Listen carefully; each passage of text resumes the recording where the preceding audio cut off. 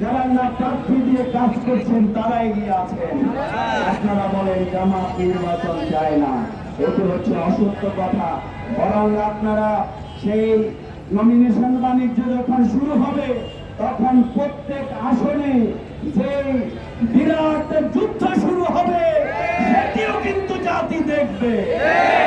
সংগ্রামী ভাই এবং বন্ধুগণ, এই বিপ্লব উত্তর বাংলাদেশ আমাদের যুদ্ধের মাধ্যমে, তরুণ প্রজন্মের ছাত্র জনতার আন্দোলনের মাধ্যমে সবার বাংলাদেশ বিনির্মাণের জন্য ওই ওয়ান জাস্টিসের বাংলাদেশ, ইনসাফের বাংলাদেশ, সকল দল মত ধর্মের মানুষের বাংলাদেশ বিনির্মাণের জন্য আসুন আমরা ফ্যাসিবাদের বিরুদ্ধে যেরকম লড়াই করেছিলাম, আমরা আরেকটি সুস্থ নির্বাচনের জন্য ফ্যাসিবাদের বিরুদ্ধে আরেকবার লড়াইয়ের জন্য আপনারা কি প্রস্তুত আছেন?